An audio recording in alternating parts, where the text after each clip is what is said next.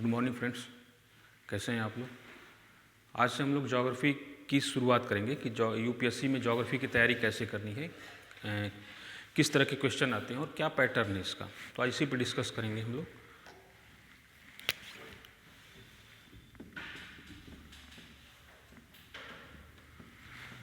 Geography की importance को देख लेते हैं पहले कि ज्योग्राफी का इम्पोर्टेंस है क्या यूपीएससी के एग्जामिनेशन में। तो इसके अगर इम्पोर्टेंस की बात की जाए तो प्री में देखते हैं। प्री के एग्जाम में जीएस फर्स्ट पेपर में 100 क्वेश्चंस होते हैं। यदि ज्योग्राफी को देखा जाए तो ज्योग्राफी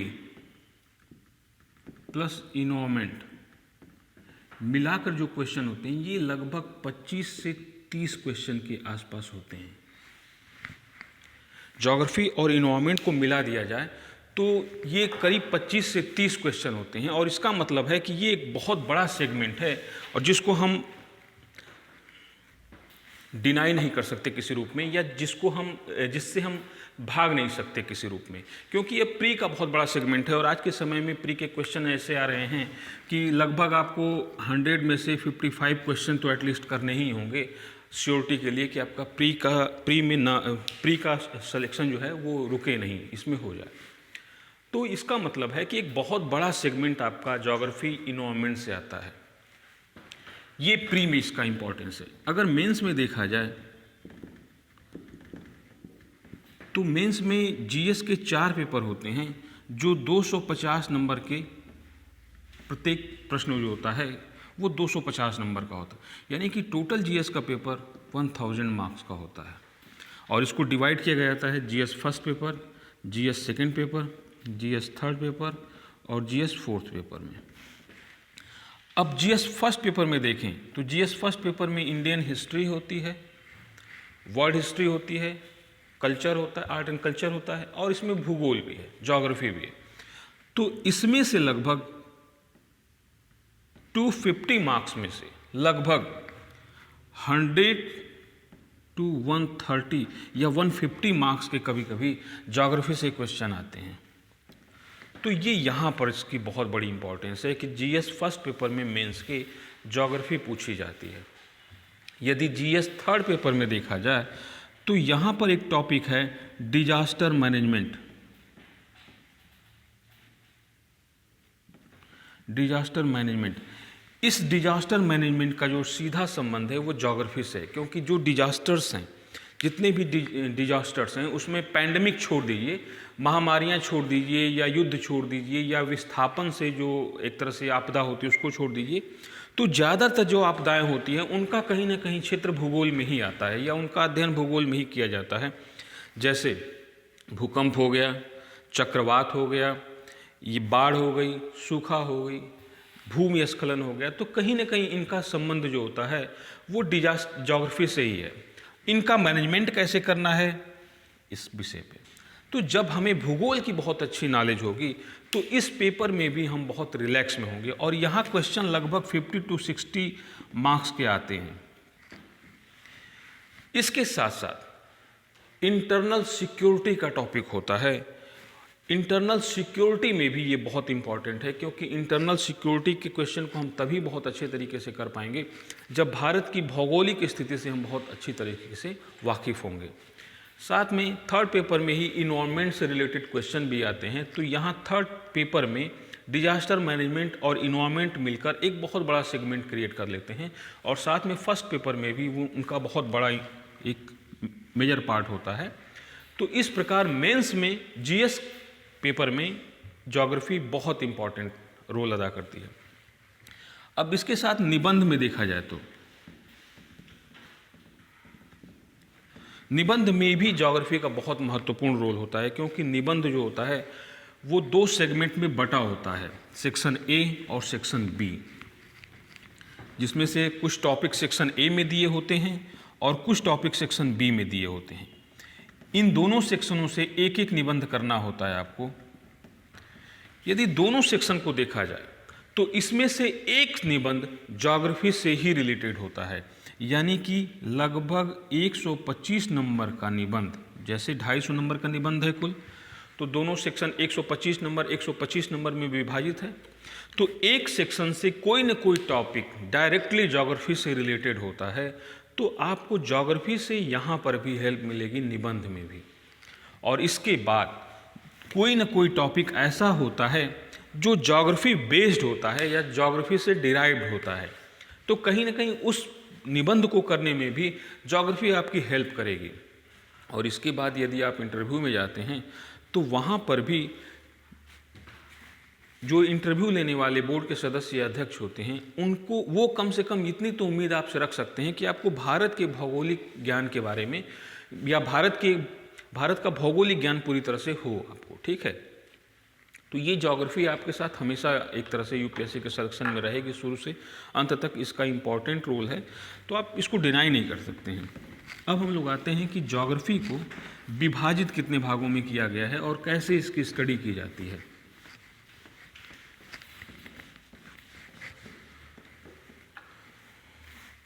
तो ज्योग्राफी को मुख्य रूप से हम लोग 4 भागों में विभाजित कर लेते हैं।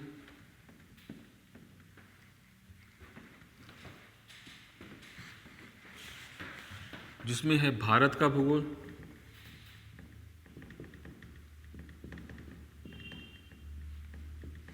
दूसरा है विश्व का भूगोल,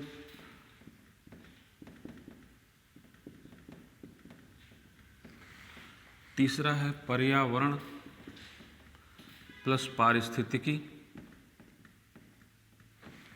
और चौथा है मानचित्र या मैपिंग जिसको हम लोग बोलते हैं, ठीक है। तो भारत का भूगोल है, इसमें दोनों पक्ष शामिल हो जाते हैं, भारत का भौतिक भूगोल और भारत का मानव भूगोल या सामाजिक भूगोल। भौतिक भूगोल में क्या होता है कि भारत के प्राकृतिक या भौगोलिक पक्षों को हम लोग ध्यान में रखते हैं, और ये इसके अंतर्गत भारत की भूगर्भिक संरचना, जियोलॉजिकल स्ट्रक्चर ऑफ इंडिया, इसमें देखा जाता है कि भारत में कितने प्रकार की चट्टानें पाई जाती हैं, भारत की चट्टानों की विशेषताएं क्या हैं, ये किस काल खंड में बनी हैं और ये भारत के किस किस क्षेत्र में फैली हुई हैं। यदि भारत की भूगर्भिक संरचना के बारे में हमें ज्ञान होगा तो जाहिर सी बात है कि हम भारत में मिलने वाले खनिज संसाधनों या उनके उपयोग के बारे में अच्छा ज्ञान रख पाएंगे। इसके बाद होता है भारत का भू आकृतिक विभाजन। भारत का भू आकृतिक विभाजन का मतलब है कि भारत को कितने भौगोलिक प्रदेशों में विभाजित किया गया है, और ये भौगोलिक प्रदेश क्या होते हैं कि जो उच्चावच के आधार पर निर्धारित किए जाते हैं। तो इसको जब भारत को हम 4 भौगोलिक प्रदेशों में विभाजित करते हैं मुख्य रूप से, लेकिन जब इनका सब डिवीजन किया जाता है, उप विभाजन किया जाता है, तो ये 6 प्रकार के हो जाते हैं। जिसमें पहला है उत्तर का पर्वतीय भाग, जिसे कहते हैं हिमालय पर्वत श्रेणियाँ। ये भारत के जम्मू कश्मीर से लेकर और पूर्व में अरुणाचल प्रदेश तक फैली हुई हैं, और इसके अलावा इन्हीं का भाग मणिपुर, नागालैंड में भी फैला हुआ है। तो भारत का भू आकृतिक विभाजन में पहला है हिमालय के पर्वतीय क्षेत्र या उत्तर के पर्वतीय क्षेत्र। दूसरा इसी के दक्षिण में है महान मैदानी भाग, जिसको हम लोग सिंधु, गंगा, ब्रह्मपुत्र के मैदानी भाग के रूप में डिनोट करते हैं। इस मैदानी भाग का निर्माण सबसे नवीन काल में हुआ है और अभी भी इस मैदानी भाग का निर्माण चल रहा है। इस मैदानी भाग को हम लोग सुविधा अनुसार बांट लेते हैं कि सिंधु या सतलज का मैदान कहाँ है, यमुना का मैदान कहाँ है, गंगा का मैदान कितने भागों में विभाजित किया गया है, और ब्रह्मपुत्र का मैदान, क्योंकि यही 3-4 नदियाँ इस भाग में प्रवाहित होती हैं, अपवाहित होती हैं। तो ये भारत के भौगोलिक विभाजन का दूसरा सेगमेंट है या दूसरा भाग है, उत्तर के विशाल मैदान। इस विशाल मैदान के दक्षिण में भारत का प्रायद्वीपीय भाग है, जो लगभग त्रिभुजाकार में फैला हुआ है, और यह श्रीलंका से लेकर उत्तर में विंध्यन पर्वत श्रेणी तक फैला हुआ है।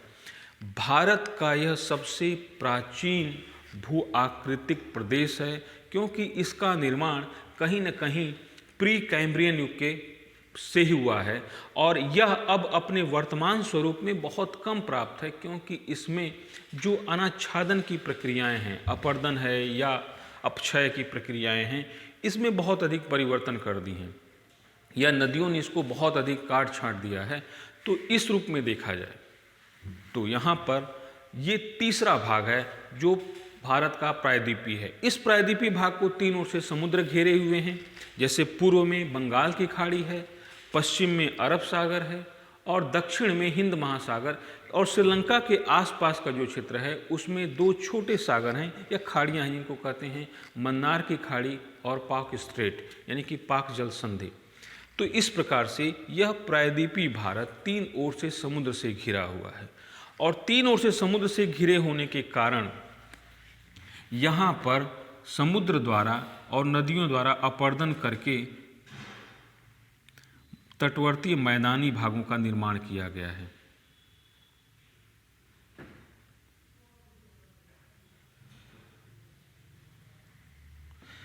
ये जो तटवर्ती भाग हैं जो गुजरात के कच्छ से शुरू होते हैं और ये सीधे सीधे चले जाते हैं पश्चिम बंगाल तक।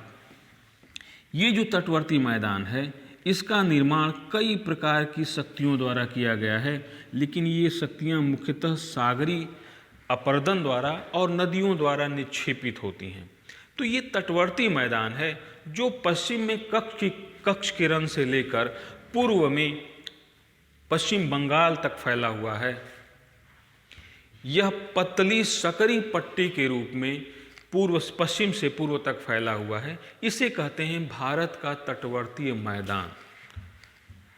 यह भारत का चौथा भू आकृतिक विभाजन है या चौथा भू आकृतिक प्रदेश है।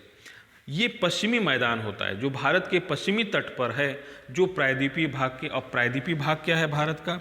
वो लगभग यहाँ से लेकर यहाँ तक फैला हुआ है प्रायद्वीपीय भाग। ये भारत का प्रायद्वीपीय भाग है जो त्रिभुजाकार में है। इसका शीर्ष दक्षिण में है और आधार उत्तर में है। यह प्रायद्वीपीय भारत के पश्चिमी भाग का जो तटवर्ती क्षेत्र है इसको कहते हैं पश्चिमी भाग के तटीय मैदान, और जो पूर्व भाग में है इसको कहते हैं पूर्वी भाग के तटीय मैदान। तो ये भारत का चौथा भू आकृतिक प्रदेश है। साथ में देखा जाए तो भारत के तटीय क्षेत्रों में या सागरी क्षेत्रों में बहुत से द्वीप समूह हैं या द्वीप हैं। ये द्वीप दो प्रकार के हैं। एक द्वीप है जो सागर के बहुत पास है या तट के बहुत पास है, और कुछ द्वीप हैं जो तट से बहुत दूर हैं। तो अवस्थिति के आधार पर इन्हें दो भागों में विभाजित किया जाता है। एक कहा जाता है तट के समीप स्थित द्वीप और दूसरे होते हैं तट से दूर स्थित द्वीप। इन दोनों द्वीपों को, तट के समीप स्थित द्वीप और तट से दूर स्थित द्वीप, इन दोनों को फिर अलग दो भागों में विभाजित किया जाता है, जिसमें कह दिया जाता है कि अरब सागर के द्वीप, क्योंकि भारत के पश्चिम में अरब सागर है, और इधर कह दिया जाता है बंगाल की खाड़ी।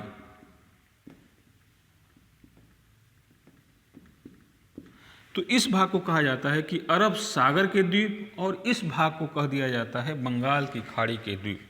तो इसको दो भागों में और विभाजित कर लिया जाता है। तो जब द्वीप समूह को अलग प्राकृतिक प्रदेश के लिए रूप में लेते हैं तो ये भारत का पांचवां भू आकृतिक प्रदेश हो जाता है। अब छठे भू आकृतिक, और इनकी विशेषताएं भी हैं, इनके निर्माण की प्रक्रिया भी अलग है। जैसे ज़्यादातर जो पश्चिम के द्वीप हैं ये प्रवाल से बने हुए हैं, मूंगा से बने हुए हैं, जिसमें लक्षद्वीप सबसे प्रमुख है। जबकि पूर्व के जो द्वीप हैं जैसे अंडमान निकोबार द्वीप समूह, विद्वानों का मानना है कि ये हिमालय पर्वत की ही एक मुड़ी हुई, जिसको आराकान योमा कहते हैं, पूर्व में हिमालय में एक बेंड बन गया, इससे एक याराकान योमा जो म्यांमार में फैली हुई है पर्वत श्रेणी, ये उसी का भाग है। बीच में इसका भाग सागर में सबमर्ज हो गया है, लेकिन जो चोटियाँ इसकी सागर से ऊपर निकली हुई हैं इन्हीं पर बाद में अंडमान निकोबार द्वीप समूह बना, या अंडमान निकोबार द्वीप समूह यही बना है। कुछ विद्वानों का यहाँ तक मानना है कि जो लक्षद्वीप समूह है यह भी प्रवाल का बना तो है, लेकिन ये भी अरावली पर्वत श्रेणी जो दिल्ली से लेकर गुजरात तक फैली हुई है, ये इसी का दक्षिणी विस्तार है, लेकिन समुद्र में बीच का भाग सबमर्ज हो गया है या निमज्जित हो गया है, और जो भाग यहाँ पर समुद्र से बाहर निकला था, इस पर धीरे धीरे मूंगा या प्रवालों ने अपना घरौंदा बना लिया और ये द्वीप प्रवाल द्वीप के रूप में बना हुआ है। ठीक है, ये पांचवां भूआकृतिक प्रदेश है। और छठे भूआकृतिक प्रदेश को यदि देखा जाए तो छठा भूआकृतिक प्रदेश ये राजस्थान का जो मैदान है, जिसे थार का मरुस्थल कहते हैं, तो ये भारत का भूआकृतिक प्रदेश है, जिसके विषय में हम लोगों ने बहुत शॉर्ट में डिस्कस किया। फिर इसके बाद आ जाता है भारत की अपवाह प्रतिरूप की, भारत में नदियाँ किस प्रकार प्रवाहित होती हैं, कौन कौन सी नदियों का कहाँ उद्गम है, किस तरह के प्रतिरूप का निर्माण करती हैं, इनका तंत्र क्या होता है। फिर भारत की जलवायु है, भारत की मृदा है, भारत की कृषि है। ये भारत के भौगोलिक प्रदेश या भारत के भौगोलिक पक्ष का निरूपण या प्रतिनिधित्व करती हैं। इसके बाद आ जाता है भारत का सामाजिक भूगोल या आर्थिक भूगोल, जिसमें हम खनिज, उद्योग, परिवहन, व्यापार इत्यादि चीज़ों को इनका अध्ययन करते हैं। विश्व भूगोल के अंतर्गत हम दो चीज़ें याद करते हैं। एक तो जो भौतिक भूगोल है, इसका अध्ययन करते हैं, जैसे भू आकृतिक विज्ञान, जलवायु विज्ञान, समुद्र विज्ञान और जीव विज्ञान, इसका अध्ययन करते हैं। साथ में विश्व के अनेक देशों का या जो आर्थिक क्रियाकलाप हैं उनका भी अध्ययन करते हैं। पर्यावरण पारिस्थितिकी आज के समय में बहुत इम्पॉर्टेंट टॉपिक है, क्योंकि आज के समय में पर्यावरण पारिस्थितिकी बहुत अधिक डिस्टर्ब है और इसके लिए माना जाता है कि मानवीय गतिविधियाँ ज़्यादा जिम्मेदार हैं। तो ये भी एक महत्वपूर्ण टॉपिक है। ये प्री में भी बहुत महत्वपूर्ण है और मेंस में भी बहुत महत्वपूर्ण है। मानचित्र जो टॉपिक है, ये आपको इससे डायरेक्टली प्री में क्वेश्चन मिलते हैं मैप से, इंडिया के मैपिंग से सवाल हो या वर्ल्ड के मैपिंग से सवाल हो, तो यहाँ पर भी आपको इससे क्वेश्चन मिलेंगे। ये ज्योग्राफी का एक सब डिवीजन था कि ज्योग्राफी को कितने भागों में विभाजित किया जाता है।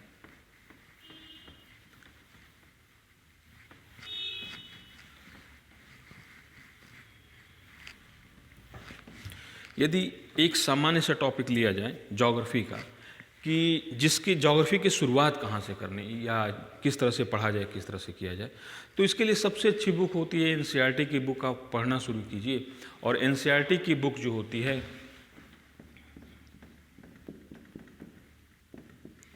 ये शुरुआत आप पहले कीजिए 6 to 8 की, जिसको कहते हैं एसएसटी की बुक, सोशल स्टडी में। और इसमें ज्योग्राफी की जो बुक है वो बेसिक जानकारी आपको यहाँ से मिलना शुरू हो जाएगी। कुछ चीज़ें आप पढ़ना शुरू कीजिए 6 to 8। यहाँ पे चीज़ें आपको थोड़ी कम नॉलेज वाली मिलेंगी, बट ये बेस का काम करेगा आपको। और ये ज्योग्राफी की जो बेसिक तैयारी है वो यहीं से शुरू कीजिए। आप एनसीईआरटी की बुक 6 to 8 को लेकर पढ़ना शुरू कीजिए। फिर थोड़ी और डीप नॉलेज आपको मिलेगी 9 to 10 की बुक में आपको मिलेगी। इसमें आपको बहुत काम की चीज़ें मिलेंगी। और 11th-12th की जो बुक है, इसमें कुछ सेक्शन, बुक के कुछ सेक्शन को आपको नहीं पढ़ना है और कुछ सेक्शन को आपको पढ़ना है। जैसे प्रैक्टिकल ज्योग्राफी है, उसको नहीं पढ़ना है। थॉट के जो क्वेश्चंस हैं या जो टॉपिक्स हैं उनको नहीं पढ़ना है, या जो इस तरह की चीज़ें हैं कि जो जीएस में नहीं पूछी जाती हैं, वो कोर सब्जेक्ट के टॉपिक्स होते हैं, उनको नहीं पढ़ना है आपको। लेकिन अगर आप 6 to 8, 9 to 10 और 11 to 12 बुक एनसीईआरटी की पढ़ लेते हैं, तो ये जाहिर सी बात है कि आपकी बहुत बड़ी हेल्प होगी इसमें, क्योंकि कहीं ना कहीं ये बुक्स बेस के रूप में काम करती हैं और इनका अप्रोच बहुत अच्छा होता है, तो इनको आप बेस बना के स्टडी कर सकते हैं।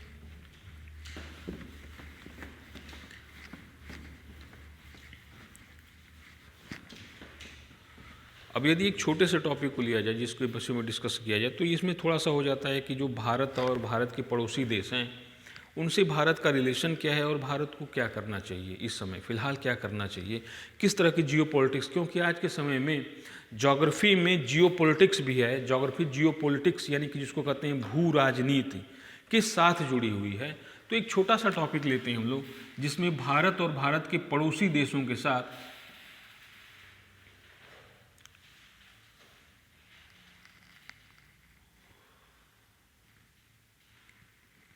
कोई दिक्कत तो नहीं हो रही है ना?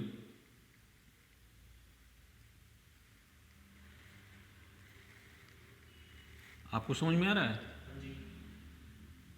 कोई अगर कहीं किसी टॉपिक पे दिक्कत होगी तो आप पूछ लीजिएगा, ठीक है? क्योंकि थोड़ा सा वीडियो रिकॉर्डिंग भी चल रही है तो इसलिए मुझे थोड़ा सा इस तरह से करना पड़ रहा है, ठीक है?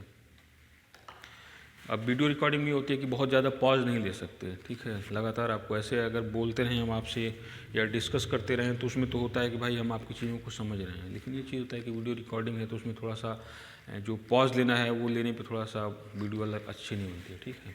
तो कोई दिक्कत होगी तो आप तुरंत पूछ लीजिएगा, ठीक है? वो एडिट हो जाएगा, कोई दिक्कत नहीं है उसकी। तो ये तो हम लोगों ने देख लिया था कि जो टॉपिक्स हम लोग का है ये ज्योग्राफी से रिलेटेड क्वेश्चंस यहाँ पर होते हैं, ठीक है? किस तरह का टॉपिक्स है, क्या विभाजन है, जो आपको भी मैंने बताया था भारत का भू-आकृतिक विभाजन, इसको बहुत डिटेल में हम लोग बताते हैं, ठीक है? और इसको पढ़ते हैं, इससे डायरेक्ट क्वेश्चन आते हैं, ठीक है? तो और बाकी बुक जो है एनसीईआरटी बुक को आप बेस बना सकते हैं, एनसीईआरटी की बुक आप पढ़ते रहिए, उसमें में कुछ चीज़ें बहुत अच्छी दी हुई हैं और कम से कम शुरुआत कैसे करनी है, कहाँ से पढ़ना है, ये चीज़ आपको करनी है। इसको पढ़ने के लिए सबसे पहले आपको एक और काम करना होगा कि आप यूपीएससी का सिलेबस और यूपीएससी के क्वेश्चन पेपर्स जो प्री के भी हैं और मेंस के भी हैं, यदि आप क्वेश्चन पेपर को लेकर पढ़ाई करेंगे तो इससे ये पता लग जाएगा कि हमारा डायरेक्शन क्या है, किस तरह के क्वेश्चंस आते हैं और किस तरह के क्वेश्चंस में हमको फोकस करना है, ठीक है? तो ये चीज़ें बहुत हेल्पफुल कर रहेंगी, क्योंकि आप अगर तैयारी कर रहे हैं और यही नहीं पता है कि क्वेश्चन किस तरह से आ रहे हैं, कोई टॉपिक हम पढ़ रहे हैं और ये नहीं पता है हमको कि इस टॉपिक से किस तरह के क्वेश्चन आते हैं, तो थोड़ी मुश्किल होती है। और सिलेबस ले लेंगे तो ये पता लग जाता है कि हाँ किस टॉपिक्स में पढ़ना है हमको, किस टॉपिक को नहीं पढ़ना है। तो एक तो हो जाता है कि हमारी लिमिटेशंस तय हो जाती हैं कि हम क्या पढ़ें क्या ना पढ़ें, ठीक है, कितना पढ़ना है। और क्वेश्चन पेपर ले लेंगे तो उससे डायरेक्शन तय हो जाएगा कि हमको पढ़ना है तो किसी टॉपिक से क्या निकालना है, किस पे ज़्यादा फोकस करना है, ठीक है? तो उन सब चीज़ों का बहुत आपको एक तरह से हेल्प मिल जाएगी, ठीक ना? तो आप सिलेबस ले लीजिएगा, क्वेश्चन पेपर ले लीजिएगा, प्री का भी और मेंस का। चूँकि अभी नहीं पढ़े हैं तो आप क्वेश्चन करेंगे तो थोड़ा सा पैनिक होंगे कि भाई हम नहीं आ रहा है, लेकिन जाहिर सी बात है कि अभी आपने पढ़ाई नहीं की, उसकी शुरुआत नहीं किया आपने, तो नहीं आएगा। लेकिन जैसे ही आप पढ़ेंगे तो वैसे क्वेश्चन आना शुरू हो जाएगा। तो इसलिए बहुत पैनिक होने की या परेशान होने की ज़रूरत नहीं है। बस क्वेश्चन पेपर ले लेंगे तो जाहिर सी बात है कि अगर 100 क्वेश्चन होगा तो कुछ तो दिमाग में आपके बैठेगा किस तरह के क्वेश्चन आ रहे हैं, इस टॉपिक से इस तरह के क्वेश्चन आ रहे हैं, इस तरह का आ रहा है, तो दिमाग उसी तरफ सोचना शुरू कर देता है कि हमें किसी टॉपिक से पढ़ना है तो किन किन जो सब टॉपिक्स हैं या जो जो फैक्ट्स हैं उन पे फोकस करना है, कहाँ पे फोकस करना है, कितनी मात्रा में फोकस करना है। तो ये सब चीज़ें बहुत काम आती हैं, ठीक है? तो आप सिलेबस ले लीजिएगा, क्वेश्चन पेपर ले लीजिएगा। और अभी से देखिए आज के समय में क्या है कि एग्जामिनेशन बहुत टफ हो गया है, ठीक है? करीब 10 से 12 लाख लोग फॉर्म भरते हैं, सीटें 1000 उससे कम हैं, और तो सलेक्शन सबका हो नहीं जाएगा। सबसे ज़्यादा इसमें फोकस करना होता है मेंस के पेपर में, ठीक है? क्योंकि प्री तो आप मान लीजिए पास कर लेते हैं, तो मेंस में आपको बहुत अच्छा करना पड़ेगा। और मेंस सब कुछ रिटन फॉर्म में है, सब्जेक्टिव यानी कि लिखना है आपको। तो लिखने की प्रैक्टिस बहुत इंपॉर्टेंट है कि आप जो जानते हैं, जैसे हम लोग कई बार क्या होता है कि कुछ चीज़ें जानते हैं लेकिन जब लिखना होता है तो उसको उतने अच्छे तरीके से नहीं लिख पाते हैं। लेकिन जब प्रैक्टिस किए रहेंगे हम लोग पहले से ही, तो जो चीज़ हम लोग जानते रहेंगे उसको बहुत अच्छे तरीके से लिख लेंगे, ठीक है? कभी कभी कमीशन में क्या है कि जो जीएस के पेपर हैं वो 250 नंबर का एक पेपर होता है और उसमें करीब 20 क्वेश्चन होते हैं, ठीक है? 20 क्वेश्चन होते हैं तो इसका मतलब है कि एक क्वेश्चन को आपको कम से कम 150 से 200 शब्द में लिखना है। और क्वेश्चन की जो लेंथ होती है या जो नेचर होता है वो ऐसा होता है कि आपको बहुत सारा इन्फॉर्मेशन छोटे से भाग में ही डालना होता है। यानी कि क्वेश्चन जो होगा उसमें लगेगा कि बहुत बड़ा क्वेश्चन है, इन्फॉर्मेशन बहुत देनी है इसमें, या चीज़ों को बहुत बैलेंस तरीके से लिखना है, हर पक्ष को लिखना है। तो जाहिर सी बात है कि यहाँ पर हो जाता है गागर में सागर वाली बात कि आप छोटे से सेक्शन में भाई 150 से शब्द 200 शब्द में किस क्वेश्चन को कैसे लिखेंगे। ये आपको एक आर्ट डेवलप करनी है, कला विकसित करनी है कि आप बहुत कम शब्दों में ही बहुत अच्छी बातें लिख दीजिए, ठीक है? और ये चीज़ जितना आप प्रैक्टिस करेंगे ये आती जाएगी। तो अभी से आपको कोई ना कोई कुछ क्वेश्चन लिखना है। जैसे अभी शुरुआत करेंगे तो आपको जाहिर सी बात है यूपीएससी के क्वेश्चन को अगर लिखना शुरू करेंगे तो उसमें बहुत दिक्कत आएगी। दिक्कत इसलिए आएगी कि आपने पढ़ा नहीं है और क्वेश्चन लिखेंगे दिक्कत आएगी। लेकिन कुछ भी आप अपने मन से सोच के लिखना शुरू कीजिए, ठीक है? कुछ भी पढ़ेंगे, जैसे आप हिस्ट्री है या पॉलिटी है या इकोनॉमिक्स है या करंट अफेयर्स के कोई क्वेश्चन है, तो कुछ तो आपके दिमाग में आएगा ना, उसको आप लिखिए। लिख के एक बार खुद पढ़िए उसको कि आपने जो लिखा है तो कई तरह की कमियां नज़र आएंगी। पहली कमी तो यही नज़र आएगी कि स्पेलिंग मिस्टेक्स, मात्रा संबंधी गलतियां होंगी। दूसरा होगा कि जो शब्द हैं वो हमारे सही लिखे हैं कि नहीं लिखे हैं, ठीक है। तीसरा होगा वाक्य विन्यास, यानी कि जो व्याकरणीय नियम है उसके अकॉर्डिंग हमने लिखा है कि नहीं लिखा है। इसके बाद तो ये समझ में आएगा कि हाँ हमारा क्वेश्चन जो है वो टॉपिक के अकॉर्डिंग है कि नहीं है, वो टॉपिक से रिलेटेड है कि नहीं है, ठीक है। ये तो चीज़ें बात की हैं, ठीक है। तो गुड मॉर्निंग। सबसे पहले तो यही चीज़ आएंगी कि आपको जो एक तरह से शुरुआत जो करनी है वो, ठीक है, वो आप शुरुआत करनी है, ठीक है। तो एक चीज़ ये करना है, अभी शुरू किया है, ठीक, हमने जो अभी हमने बताया है कि ज्योग्राफी इंपॉर्टेंट क्यों है, प्री में, मेंस में क्यों है, क्वेश्चन कहाँ से आते हैं और कितने भाग में डिवाइड किया जाता है। तो ज्योग्राफी को भारत का भूगोल, विश्व का भूगोल, पर्यावरण एवं पारिस्थितिकी तथा मानचित्र, इन 4 भागों में मोटे रूप से विभाजित किया जाता है, ठीक है। मतलब जो GS3 में जो पर्यावरण है वो यही से आएगा? हाँ, ज्योग्राफी से ही भाग होता है वो। और GS1 में जो भारत का, विश्व का भूगोल है, हाँ हाँ हाँ, वो भी? हाँ, प्री में देखिए, प्री में जो GS का पेपर है उसमें अलग अलग ज्योग्राफी और पर्यावरण को डिफाइन किया गया है, ठीक है। लेकिन कहीं ना कहीं जो इन्वायरमेंट है और इकोलॉजी है, पर्यावरण एवं पारिस्थितिकी है, इसको बेस प्रोवाइड करता है ज्योग्राफी, ठीक है।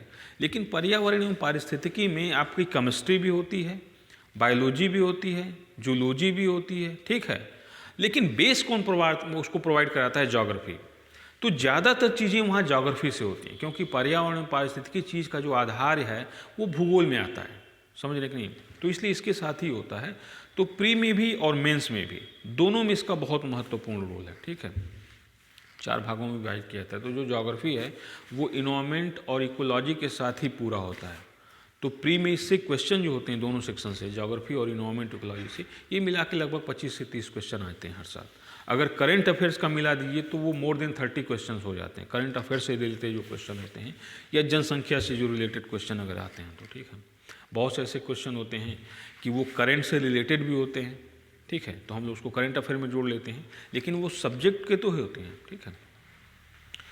तो इस तरह से देखा जाए तो जो ज्योग्राफी है वो आपका प्री में बहुत हेल्प करेगी। मेंस में भी GS फर्स्ट पेपर में है, ये GS थर्ड पेपर में भी है। और इंटरनल सिक्योरिटी का जो टॉपिक होता है, आंतरिक सुरक्षा का, तो जाहिर सी बात है भारत में अगर कहीं नक्सलवाद है या कहीं आतंकवाद है तो आप वहाँ की जब भौगोलिक स्थिति के बारे में बहुत अच्छी जानकारी रखेंगे तो इस प्रकार के क्वेश्चन को करने में आप बहुत एक तरह से कहीं कंफर्टेबल फील करेंगे कि आपको पता है कि नहीं नक्सलवाद उन क्षेत्रों में है जहाँ बहुत दुर्गम है, पथरीले हैं, या बहुत अधिक वन आवरण पाया जाता है, या एक तरह से कहा जाए कि वहाँ पे ट्रांसपोर्टेशन कम्युनिकेशन फैसिलिटीज़ बहुत अच्छी नहीं हैं, या आतंकवाद कहाँ है, या पूर्वोत्तर भारत में जो अलगाववाद है या उग्रवाद है वहाँ क्यों इस तरह की समस्याएं फैली हुई हैं, क्यों नहीं मैदानी भागों में इस तरह की समस्याएं फैली। तो ये चीज़ें आपको कहाँ से मिलेंगी? जब ज्योग्राफी के बारे में आप अच्छे से जानते रहेंगे। और दूसरा एक होता है जो सेकंड पेपर में पूछता है GS के, इंटरनेशनल रिलेशन, अंतर्राष्ट्रीय संबंध। इसमें क्या होता है कि भारत और अन्य देशों के साथ भारत का राजनीतिक, कूटनीतिक, सामरिक सभी प्रकार के संबंध पूछे जाते हैं। तो जब हम भारत के और उस देश के भौगोलिक ज्ञान के बारे में या उस देश के भौगोलिक ज्ञान से परिचित होंगे तो जाहिर सी बात है हमें पता होगा कि इसके साथ हमारा क्या भू राजनीतिक संबंध है, क्या सामरिक संबंध है, ठीक है। तो वहाँ पे भी बहुत हेल्प करेगा। और GS आपके ऐसे में तो एक टॉपिक ज्योग्राफी से रहता ही है, तो वहाँ पे भी ये हेल्प करेगा, ठीक है। अभी हम लोग शुरू कर रहे हैं कि जो भारत का भूगोल है इसके सामान्य परिचय कि भारत और भारत के पड़ोसी देशों से क्या संबंध है इसका, ठीक है। क्योंकि ये टॉपिक जो है आपको ये GS में भी काम आएगा और ये ज्योग्राफी में भी काम आएगा और GS में भी काम आपको आना है, ठीक है। या आप हिस्ट्री पढ़ेंगे तो भी आएगा कि भारत उसके पड़ोसी देशों के संबंध क्या है, ठीक है। या पॉलिटी पढ़ेंगे तो भी इतनी चीज़ तो आ ही जाएगी कि भारत उसके पड़ोसी देशों के साथ क्या हमारा संबंध है, कहाँ डिस्प्यूट्स हैं। या ज्योग्राफी पढ़ेंगे तो उसमें भी संबंध आएगा, IR पढ़ेंगे वहाँ पे भी चीज़ें आएंगी। तो एक कॉमन चीज़ पढ़ा रहा हूँ आपको कि जो आपको एक तरह से भारत का और भारत के पड़ोसी देशों के बारे में सही से ज्ञान देता हो, ठीक है। तो जो सबसे पहला भारत टॉपिक पे आ जाते हैं हम लोग अपने कि भारत और उसके पड़ोसी देश, या भारत एक जिसको कहा जाता है कि संघ के रूप में कैसे कन्वर्ट हुआ, या भारत के पड़ोसी देश आज के संदर्भ में भारत के प्रति क्या सोचते हैं और भारत अपने पड़ोसी देशों के बारे में क्या सोचता है। यही रिलेशन तय करता है कि हमारा पड़ोसी देशों के साथ किस प्रकार का संबंध होगा। ठीक है, तो जो सबसे पहला हमारा पड़ोसी देश आता है वो है पाकिस्तान। 15 अगस्त 1947 के पूर्व भी पाकिस्तान भारत का हिस्सा था, लेकिन 15 अगस्त 1947 के बाद पाकिस्तान विभाजित हो गया, भारत से अलग हो गया। और किन परिस्थितियों में अलग हो गया, ये हिस्ट्री का सब टॉपिक है, आप लोग बहुत अच्छे से उसमें पढ़ेंगे। जब पाकिस्तान का विभाजन हुआ तो उस समय पाकिस्तान 2 भागों में बटा था, इधर पश्चिम पाकिस्तान था और इधर पूर्वी पाकिस्तान था। जो पूर्वी पाकिस्तान है यही 16 दिसंबर 1971 में बांग्लादेश के रूप में परिवर्तित हो गया। ठीक है, तो फिर यही पूर्वी पाकिस्तान था, ये बांग्लादेश के रूप में बदल गया। जो पाकिस्तान के साथ हमारा संबंध है ये कई प्रकार से इसमें डिस्प्यूट है। जो सबसे पहला संबंध है इसके साथ हमारा डिस्प्यूट है या विवाद है वो है सीमा को लेकर। और ये जो सीमा का डिस्प्यूट है हमारा पाकिस्तान से, ये मुख्य रूप से आज के संदर्भ में 3 जगह है सीमा विवाद, जिसमें पहला सीमा विवाद है जम्मू कश्मीर को लेकर। जम्मू कश्मीर को लेकर इसलिए सीमा विवाद है कि पाकिस्तान कहता है कि भारत और पाकिस्तान का जो विभाजन हुआ था वो धार्मिक आधार पर हुआ था, और ये कहा गया था कि जो मुस्लिम बहुल क्षेत्र हैं वो पाकिस्तान में मिलाए जाएंगे और जो हिंदू या नॉन मुस्लिम बहुल क्षेत्र हैं वो हिंदुस्तान में मिलाए जाएंगे। ठीक है, पाकिस्तान का कहना है कि जो जम्मू कश्मीर क्षेत्र है ये मुस्लिम बहुल क्षेत्र है, तो नियमतः यह किस में मिलाया जाना चाहिए, पाकिस्तान में। उसका दूसरा तर्क ये भी है कि पाकिस्तान की भौगोलिक संरचना भारत से नहीं मिलती है बल्कि पाकिस्तान से मिलती है, तो इस प्रकार ये पाकिस्तान में मिलाया जाना चाहिए। दूसरा पाकिस्तान का तीसरा तर्क है कि जो यहाँ से निकलने वाली नदियाँ हैं, जैसे सिंधु है, झेलम है, चिनाब है, ये पाकिस्तान में प्रवाहित होती हैं, तो ये भी एक तरह से पाकिस्तान को सपोर्ट करती हैं कि ये जो अपवाह क्षेत्र है वो पाकिस्तान को ही पूरा करता है। ठीक है, लेकिन वहाँ तो वो जो ऊपर से जा रही है गिलगित पाकिस्तान की ओर से जा रही है उसको तो कंट्रोल नहीं है, लेकिन वो निकलने वाली जो तिब्बत क्षेत्र से निकलकर हिंदुस्तान से होते हुए जाती है तो वहाँ पे कोई नहर वगैरह भी तो बने होंगे ना सर? कहाँ पे? जो डैम होते हैं उसको पानी उसको परिवर्तित करके राजस्थान, पंजाब, हरियाणा, हिमाचल प्रदेश, उत्तराखंड, इस सब। अरे उत्तराखंड में कहाँ चला जाएगा नहर भाई? तो उत्तराखंड से जाती है ना नदियाँ? उत्तराखंड से नदी कौन पाकिस्तान में जाती है? सिंधु। सिंधु उत्तराखंड से निकलती है? मतलब ऊपर से नहीं निकलती ना, वो तो उत्तराखंड में तिब्बत से निकल के फिर ऐसे ऊपर। नहीं, वो तो उत्तराखंड से नहीं निकलती है। ये यहाँ पर एक झील है जिसका नाम है मानसरोवर झील। ठीक है, मानसरोवर झील की इस पश्चिमी भाग से सिंधु नदी निकलती है, ये जम्मू कश्मीर में प्रवेश करती है, फिर लद्दाख क्षेत्र से होते हुए इस तरह से ये पाकिस्तान में प्रवेश करके यहाँ पर जाके कराची के पास गिरती है। उत्तराखंड से कोई संबंध नहीं इसका। फिर दूसरी नदी है सतलज।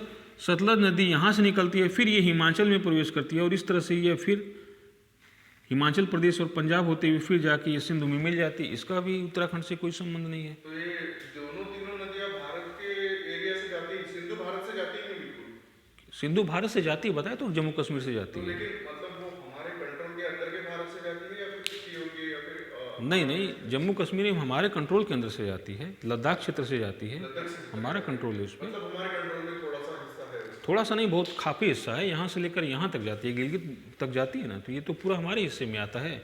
इसके बाद जो पाकिस्तान की कंट्रोल वाला भाग है वो तो ये न है। कारगिल और वहाँ से वो तो जम्मू कश्मीर गिलगित बाल्टिस्तान की ईओके के कंट्रोल में है सर।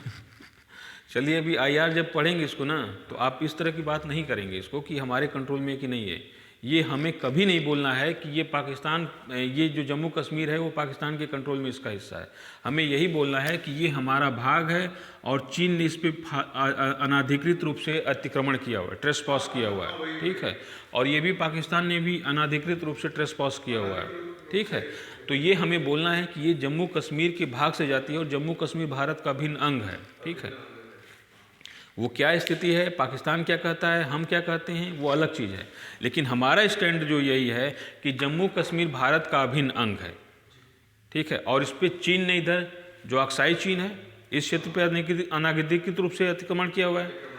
ये जो पीओके जिसको बोलते हैं, पाक ऑक्युपाइड कश्मीर, इसमें पाकिस्तान ने कब्जा किया हुआ, इसको अभी जस्ट आपको बताते हैं आगे, ठीक है। और जो देखिए सिंधु नदी निकली यहाँ से, फिर सतलज नदी निकली, बीच में दो और छोटी छोटी नदियाँ हैं, यहाँ से निकलती है, इसका नाम है झेलम, और ये झेलम जम्मू कश्मीर से होते हुए फिर जाके सिंध में मिल जाती है। मतलब इधर साइड में ऐसा चढ़ाव है, उधर साइड में ऐसा झुकाव है, इसलिए वो नदियाँ उधर साइड जा रही है। हाँ, दरअसल ये पर्वतीय क्षेत्र है और ये मैदानी क्षेत्र है, ठीक है। तो ये अपवाहित होकर इधर ही प्रवाहित होती हैं। ढाल इनका यहाँ से ऐसे है, जो ये अरावली पर्वत है, ये जो दिल्ली तक आई हुई है, ये अरावली पर्वत है। और ये अरावली पर्वत भारत को दो भागों में विभाजित कर देती है। ढाल, इधर का ढाल इधर चला जाता है, उधर का ढाल इधर चला जाता है। तो ये जो ये है, और दूसरी बात कि यहाँ पर हिमालय पर्वत आ गया है, तो ये भी इसको क्या करता है, एक जल विभाजक के रूप में इधर कर देता है, उधर कर देता है, ठीक है। तो अरावली पर्वत ऊपर है? नहीं, अरावली पर्वत यहाँ से है, जो गुजरात की सीमा है, यहाँ से शुरू होती है, राजस्थान के सिरोही डिस्ट्रिक्ट से होते हुए इस तरह से आती है, ये दिल्ली तक चली जाती है इस तरह से। 700 किलोमीटर लंबी ये पर्वत श्रेणी है, जो गुजरात के तट से या गुजरात के पर्वतीय सीमावर्ती क्षेत्रों से शुरू होती है, फिर राजस्थान से होते हुए इस तरह से आती है यहाँ पर, ठीक है। तो ये भारत को दो हिस्सों में बांटती है। कौन? ये अरावली पर्वत श्रेणी। अरे भारत को दो हिस्सों में क्यों बांटती है भाई?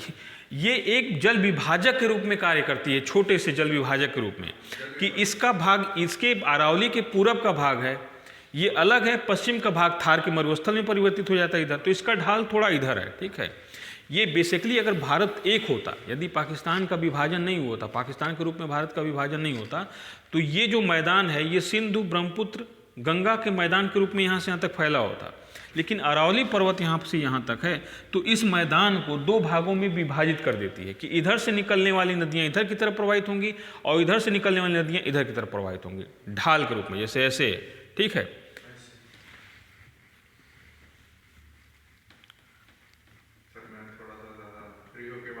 अरे उसका कोई मतलब नहीं, वो कोई बात नहीं है, फ्री होकर बात कर सकते हैं, लेकिन ठीक है। अभी क्या होती है कि चीज़ें जब हमें, एक तो देखिए दो चीज़ें होती हैं, एक तो ये होता है कि हम जानते तो हैं हम लोग, लेकिन एक होता है कि बेसिक चीज़ें नहीं पता है हम लोग को, तो थोड़ी सी ये होता है कि भाई ये अब पेपर में पढ़ के या मैगजीन में पढ़ के हम लोग को चीज़ें पता होती हैं, लेकिन कोई ज़रूरी नहीं है कि जो बेस है वो पेपर में हर बार बताया जाए, ठीक है। तो वही चीज़ मैं आपको यहाँ बताने जा रहा हूँ, जो आप पूछ रहे हैं ना, वो चीज़ मैं बताने जा रहा हूँ। अब आप समझेंगे इस चीज़ को। जब भारत पाकिस्तान का विभाजन हुआ था, तो पाकिस्तान की मांग थी, जो उस समय मुस्लिम लीग थी या जिन्ना थे, उनकी मांग थी कि जो मुस्लिम बहुल क्षेत्र हैं उनको मिलाकर पाकिस्तान बनाया जाए, और जो नॉन मुस्लिम क्षेत्र हैं या हिंदू क्षेत्र हैं उनको मिलाकर हिंदुस्तान बनाया जाए। तो ये जो भाग था, जिसमें बलूचिस्तान था, सिंध था, या पश्चिमी पंजाब था, और इधर का उत्तर पूर्व पश्चिमोत्तर के भाग थे जिनको पख्तून एरिया कहा जाता है, इनको मिलाकर पाकिस्तान बनाया गया। पाकिस्तान का कहना था कि जम्मू कश्मीर जो है ये भी मुस्लिम बहुल है, क्योंकि यहाँ की अधिकतर आबादी मुस्लिम है, तो इसको भी किस में मिलाया जाए, पाकिस्तान में मिलाया जाए। लेकिन वहाँ पर एक और जो लॉर्ड माउंटबेटन थे, उन्होंने इसमें एक मतलब ट्विस्ट रखा था, और उन्होंने कहा कि जिन्ना की हर बात को उन्होंने माना था, लेकिन उन्होंने कहा था कि जो रियासतें हैं, भारत को उस समय दो भागों में विभाजित किया गया था। एक होता था ब्रिटिश भारत, जो डायरेक्ट रूप से ब्रिटेन के नियंत्रण में था, और दूसरा था देसी रियासतों के अधीन भारत, यानी कि जो किसी राजा रजवाड़ा के अधीन क्षेत्र था, और उन राजे रजवाड़ों पे या रियासतों पे किसका नियंत्रण था, ब्रिटिश सरकार का। तो उनका कहना था कि जो ब्रिटिश भारत का क्षेत्र है उसको दो भागों में विभाजित कर दिया जाएगा, या तो वो पाकिस्तान में मिल जाएगा, या वो भारत में उसको विभाजित कर दिया जाएगा। उन्होंने देसी रियासतों के लिए एक नियम दिया कि देसी रियासतों के पास तीन विकल्प होगा। पहला विकल्प होगा कि या तो वो भारत में विलय कर लें अपना, दूसरा विकल्प होगा कि या तो पाकिस्तान में विलय कर लें, और तीसरा विकल्प उनको दिया गया कि अगर वो किसी में विलय नहीं करते हैं तो उनको स्वतंत्र रख दिया जाएगा, उनके लिए अलग से एक संविधान सभा का निर्माण कर दिया जाएगा, और एक स्वतंत्र देश के रूप में अपना अस्तित्व वो बनाए रख सकते हैं। तो जम्मू कश्मीर के जो समय महाराज थे, वो यहाँ के शासक हिंदू थे, जनसंख्या ज़्यादातर मुस्लिम थी, यहाँ के जो महाराज थे वो थे हरि सिंह, महाराज हरि सिंह। और महाराज हरि सिंह का ये था कि ना तो मैं पाकिस्तान में विलय करूँगा और ना भारत में विलय करूँगा। तो उन्होंने क्या किया कि शुरू में बहुत ढुलमुल रवैया अपनाया, और भारत भी शुरू में जम्मू कश्मीर को लेकर बहुत ज़्यादा, एक तरह से कहा जाए कि इतना सीरियस नहीं था। उनको लगता था कि महाराज हरि सिंह को हम मना लेंगे और ये भारत में विलय कर देंगे। भारत के सामने उस समय समस्या थी कि आंतरिक भाग में कई ऐसी रियासतें थीं जो भारत में विलय करने को तैयार नहीं थीं, जिसमें 3 रियासतें मुख्य थीं। पहली रियासत थी यहाँ पर हैदराबाद रियासत, दूसरी रियासत थी यहाँ पर जूनागढ़ रियासत, और तीसरी रियासत थी यहाँ पर भोपाल रियासत, जो बहुत बड़ी रियासत थी। तो भोपाल रियासत को तो किसी तरह से दबाव डाल के मना लिया गया कि भारत में विलय कर लो, ठीक है। तो ये समस्या भोपाल रियासत की तो सॉल्व हो गई। बची 2 रियासतें आंतरिक, यहाँ पर हैदराबाद और जूनागढ़। तो जूनागढ़ के जो नवाब थे, जूनागढ़ की ये एक डेमोग्राफी थी कि यहाँ के शासक ज़्यादातर शासक मुस्लिम थे, जनसंख्या यहाँ की हिंदू थी। तो जूनागढ़ के नवाब पहले कहे कि मैं स्वतंत्र रहूँगा, लेकिन उनको जब लगने लगा कि स्वतंत्र नहीं रह पाऊँगा तो उन्होंने जिन्ना से बातचीत करनी शुरू कर दी कि मैं पाकिस्तान में विलय कर लूँगा। और अभी आपने देखा होगा कि पाकिस्तान ने अपना आधिकारिक नक्शा जो जारी किया है उसमें जूनागढ़ को अपना क्षेत्र बताया है, जम्मू कश्मीर को तो शुरू से बताता रहा है, लेकिन अभी जो नया नक्शा जारी किया है 2 महीने पहले, उसमें जूनागढ़ को भी क्या किया है, अपने क्षेत्र में शामिल कर लिया है। जब ये नक्शा बनाया था 2 महीना पहले, तो उस समय बहुत ज़्यादा ये डिबेट हुआ था कि क्या यह पाकिस्तान का कार्य व्यवहारिक है, या क्या इससे यह मान लेगा विश्व समुदाय कि ये पाकिस्तान का हिस्सा है। लेकिन कहीं न कहीं पाकिस्तान ने एक माइंड गेम खेलने की शुरुआत की। और दरअसल होता क्या है कि जब पाकिस्तान में आंतरिक समस्याएं बहुत बड़ी बढ़ने लगती हैं, आर्थिक मोर्चे पर, राजनीतिक मोर्चे पर कोई फेल होने लगता है, तो वो तुरंत भारत विरोधी गतिविधियों को या भारत विरोधी भावनाओं को क्या करना शुरू कर देता है, बढ़ाना शुरू कर देता है, ठीक है। एक नियम होता है कि कोई देश हो, इवन पाकिस्तानी नहीं, कोई देश होता है, जब वो आंतरिक समस्याओं से ग्रसित होने लगता है, जब उसमें उसकी फेल्योरनेस दिखने लगती है गवर्नमेंट की, तो वो क्या करता है कि भावनाओं के साथ लोगों को खेलना शुरू कर देता है। और पाकिस्तान में इस समय बहुत बड़ा एक हिस्सा है जो भारत के लेकर सशंकित रहता है, आशंकित रहता है, तो भारत विरोधी भावनाओं को, तो इस जूनागढ़ की रियासत को पाकिस्तान ने अपने क्षेत्र में दिखाया। तो इससे ये नहीं होगा कि जूनागढ़ पे उसका दावा मजबूत हो गया, ये तो भारत में मिला हुआ है और विश्व समुदाय ने इसको मान्यता भी दे रखी हुई है, ठीक है। लेकिन कहीं ना कहीं भारत पे दबाव बनाने की एक मानसिकता तो काम करती है ना, कि हम भारत के ऊपर दबाव बना रहे हैं, ठीक है। तो चलिए, उस समय जूनागढ़ के महाराज जो नवाब थे, उन्होंने क्या किया, बोलिए, पूछना है। जूनागढ़ जो था वो भारत में उसने दिखाने की मतलब जरूरत की पाकिस्तान ने। तो जो पॉइंट थे, मतलब 2 जो भाग है वहाँ के, गुजरात से लगे सटे हुए, सिंध और वो सिंध के नीचे वाले 2, तो वो दोनों उसने पाकिस्तान के नक्शे में दिखा दिए थे क्या? नहीं, जूनागढ़ को दिखाया था उसने, अभी बता रहे हैं आपको, जस्ट अभी बता देंगे सीमा। बीच में तो ऊपर भारत है, ये भारत का है तो बता तो रहे हैं, अभी इसको बारे में बता रहे हैं अभी आपको, ठीक है। पहले सुन लीजिए कि कैसे निर्माण हुआ है भारत पाकिस्तान का। तो ये जूनागढ़ का जो क्षेत्र था, यहाँ पर भारत ने एक प्रस्ताव दिया जूनागढ़ के नवाब को कि आप यहाँ पे जनमत संग्रह करा लीजिए, और जनमत संग्रह करा लीजिए, यहाँ की जनता जहाँ विलय को कहेगी वहाँ पे विलय कर दिया जाएगा। तो यहाँ की ज़्यादातर जनसंख्या मोर देन 84% जनसंख्या हिंदू थी। तो यहाँ की जनसंख्या ने बहुत बड़े पैमाने पे, कहा जाता है कि लगभग 90-95% जनसंख्या ने भारत में विलय करने का प्रस्ताव कर दिया या वोटिंग कर दी, तो भारत में इसका विलय कर दिया गया। अब इसी बात को जिन्ना ने पकड़ लिया कि तुम यहाँ, भारत को उन्होंने कहा कि भारत यहाँ पर यदि जनमत संग्रह करा सकता है तो फिर यहाँ पे भी कराए। तो अब बार बार सुनते होंगे कि पाकिस्तान कहता है कि जम्मू कश्मीर में जनमत संग्रह कराया जाए, क्योंकि भारत ने कहाँ जनमत संग्रह करा के विलय किया था, जूनागढ़ में। तो भारत कहता है इसके विषय में कि भारत इसमें जनमत संग्रह नहीं कराएगा, क्योंकि 1947 की परिस्थितियाँ और आज की परिस्थितियाँ क्या हैं, बहुत बदल चुकी हैं। और यही जिन्ना ने पकड़ के यहाँ पर चला दिया, या जो पाकिस्तान के शासक थे वो आज भी कहते हैं कि जब भारत जूनागढ़ में जनमत संग्रह करा के उसको अपने में विलय कर सकता है, तो फिर जम्मू कश्मीर में जनमत संग्रह क्यों नहीं कराता है, ठीक है। तो चलिए देखते हैं। तो यहाँ इसका विलय कर लिया गया जूनागढ़ का, और यहाँ के नवाब जो थे वो पाकिस्तान चले गए, ठीक है। तो ये जूनागढ़ को भारत में विलय कर लिया गया। जो हैदराबाद की रियासत थी, ये बहुत बड़ी रियासत थी, और इतनी बड़ी रियासत थी कि यह ब्रिटेन के क्षेत्रफल से भी बड़ी रियासत थी। और 1937 के आसपास जो टाइम मैगजीन है उसने कहा था कि जो जूनागढ़ के हैदराबाद के निज़ाम हैं, इनकी संपत्ति लगभग 2 अरब डॉलर है, जो विश्व में सबसे अधिक किसी व्यक्ति के पास है। तो उस समय जूनागढ़ के नवाब हैदराबाद के नवाब दुनिया के सबसे धनी आदमी थे। और कहा जाता है कि हैदराबाद के नवाब हीरे को इस तरफ यूज करते थे जैसे पेपर बोर्ड का इस्तेमाल किया जाता है, ठीक है, वो हीरे का इस तरह इस्तेमाल करते थे।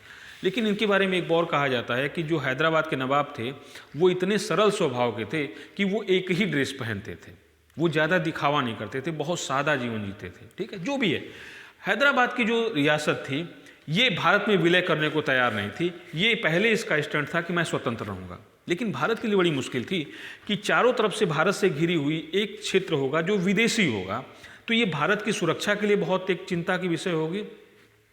यहाँ के जो एक तरह से कहा जाए कि एक संस्था थी जो थोड़ी सी कट्टरपंथी संस्था थी, उसने क्या किया कि यहाँ के रहने वाले हिंदुओं पर आक्रमण कर दिया, यहाँ से गुजरने वाली ट्रेनों को लूटपाट करना शुरू कर दिया। और यहाँ की जो डेमोग्राफी थी उसमें लगभग 84% हिंदू थे, 11% मुस्लिम थे, और जो 3-4% थे वो अदर रिलीजन्स को मानने वाले थे, ठीक है। तो सरदार पटेल ने अब हैदराबाद का विलय करने का निर्णय लिया और यहाँ पर ऑपरेशन पोलो गठित किया, जिसमें पुलिस कार्रवाई करते हुए 5 दिन के युद्ध में हैदराबाद को परास्त कर दिया और भारत में विलय कर लिया, ठीक है। ऑपरेशन पोलो इसलिए नाम दिया गया कि यहाँ पर पोलो के बहुत बड़े ग्राउंड थे, कई ग्राउंड थे पोलो के, लगभग कहा जाता है कि 17 ग्राउंड पोलो के थे, और जो विश्व में किसी एक देश में नहीं था इतना, तो पोलो के ग्राउंड थे, तो इसीलिए ऑपरेशन पोलो कहा गया। और पुलिस कार्रवाई इसलिए कहा गया, सेना कार्रवाई इसलिए नहीं कहा गया क्योंकि आंतरिक अशांति के बारे में थी कि आंतरिक अशांति को पुलिस ही संभाल सकती है, ठीक है। 5 दिन लड़ाई चली थी, 6ठे दिन हैदराबाद ने सरेंडर कर दिया।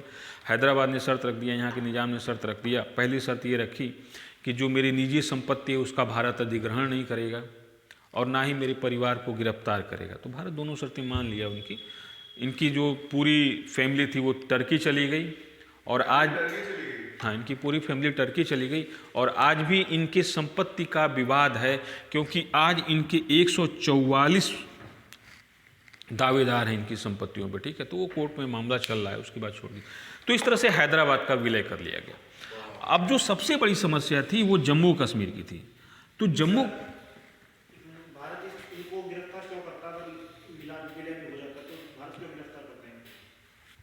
देश के खिलाफ एक तरह से अशांति या विद्रोह करने का, ठीक है, या आपने इतना दिन तक देश के खिलाफ एक तरह से युद्ध छेड़ा है या वहाँ के लोगों को प्रताड़ित किया है, ठीक है। अब भाई किसी की अगर भारत युद्ध कर रहा है किसी के साथ, तो जाहिर सी बात है कि वहाँ का शासक दोषी होगा ना कि तुमने हमारी बात क्यों नहीं मानी। जब विलय था, ये भारत एक था, तो आपने विद्रोह करके इसको विदेशी क्षेत्र या पाकिस्तान के साथ चर्चा क्यों करना शुरू कर दी, ठीक है। थे तो आप ब्रिटेन के नियंत्रण में ही, और जब ब्रिटेन वाले यहाँ पे आके जा रहे हैं सत्ता हस्तांतरण करके, तो कायदे से आपको हमारे नियंत्रण में आ जाना चाहिए, ठीक है। कई चीज़ें होती हैं। जितने देखिए कहा जाता है कि 563 रियासतें थी, कहीं कहीं 562, कहीं कहीं 565 रियासतें हैं। तो ये 562-63 रियासतों का विवाद इसलिए कि कुछ रियासतें बहुत छोटी गांव के बराबर थीं, तो उनको मिला के चेक कर दिया जाता है। तो आप समझ लीजिए कि 562 या 63 या 65 जो भी रियासतें थीं, 563 ही मान लीजिए, तो इतनी रियासतें कहाँ फैली रही होंगी, हर जगह फैली रही होंगी। तो और हर रियासत, कोई भी राजा चाहेगा कि मेरी शक्ति का हनन कर लिया जाए, तो उनके लिए एक विशेष प्रावधान किया गया, प्रीवी पर्स बनाया गया, विशेषाधिकार दिया गया। उनको कहा गया कि आपका अधिग्रहण तो कर लिया जाएगा, लेकिन आपको पेंशन दिया जाएगा, पैसा दिया जाएगा। जब इसी प्रीवी पर्स को, विशेषाधिकार को इंदिरा गांधी ने छीन लिया, तो बहुत बड़ा विद्रोह हुआ था उस समय, ठीक है। मुकदमे लड़े गए थे, सब कुछ चैलेंज किया गया था, और ये हुआ था कि जो मेरा अधिकार है वो छीन लिया जाएगा। आपको एक कहानी बताते हैं। जो यहाँ पे जैसलमेर रियासत थी, हिंदू थी, वहाँ के महाराज थे, महाराज हनुमंत सिंह या कौन थे महाराज थे वहाँ के, वो भारत में विलय करने को एकदम तैयार नहीं थे। ये जिन्ना से बातचीत करना शुरू कर दिए, जो जैसलमेर रियासत के महाराज थे, कि जोधपुर या जैसलमेर रियासत के थे ये दोनों, और बीकानेर, तीनों पहले विलय करने को तैयार नहीं थे ये।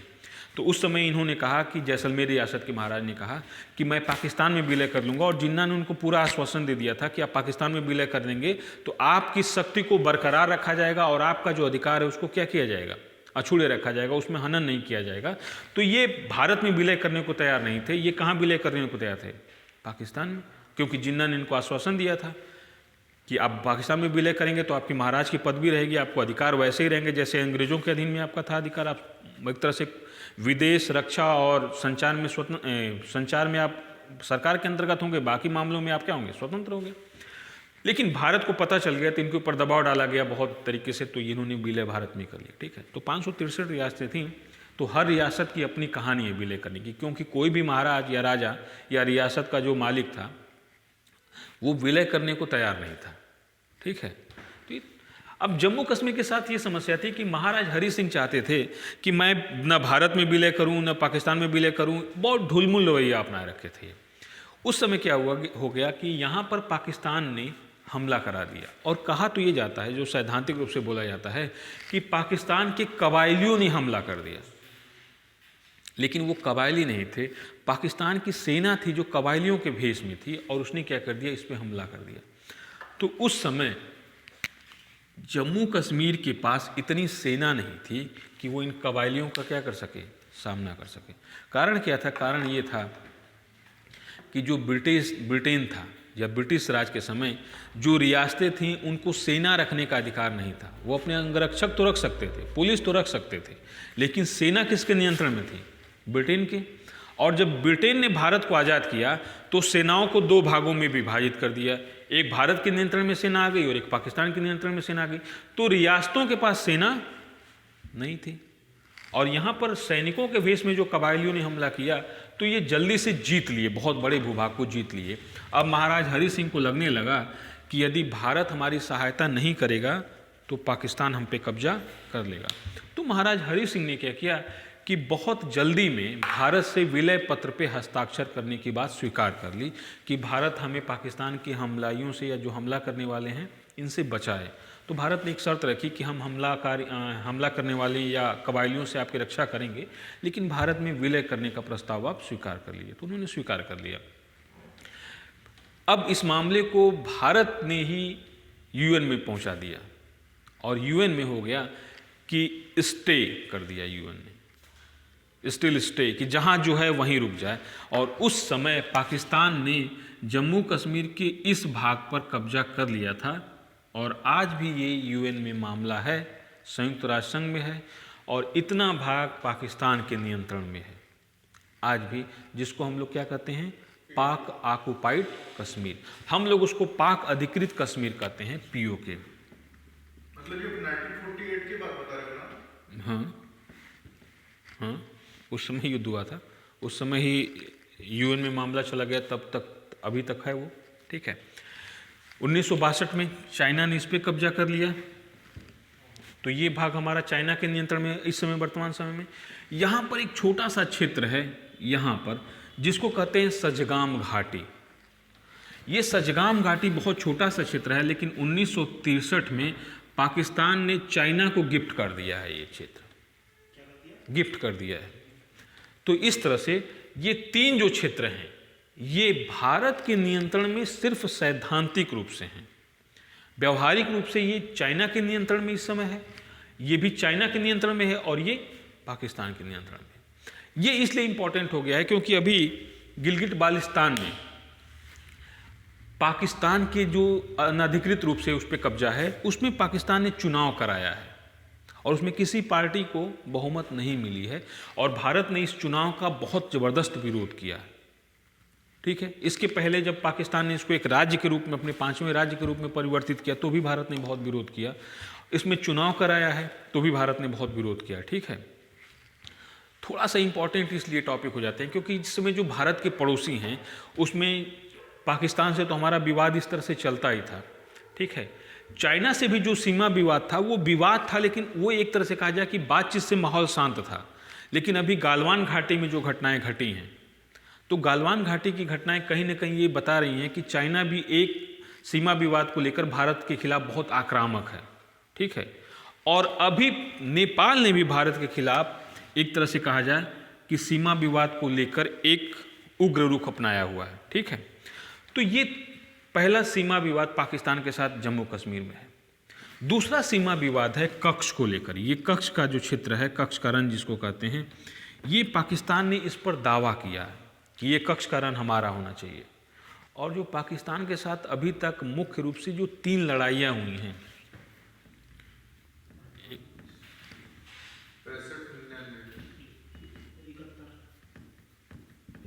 ये 3 लड़ाइयाँ हुई। 91 की जो लड़ाई है उसको तो कहा जाता है कि वो एक छोटा सा वार था, कारगिल युद्ध। मुख्य लड़ाइयाँ ये थी। 48 की लड़ाई यहाँ लड़ी गई थी, 65 की लड़ाई यहाँ लड़ी गई थी, इस क्षेत्र के लिए लड़ी गई थी, और 71 की लड़ाई किसके लिए लड़ी गई थी? पूर्वी पाकिस्तान या बांग्लादेश के लिए लड़ी गई थी। 99 का वार वो छोटा था।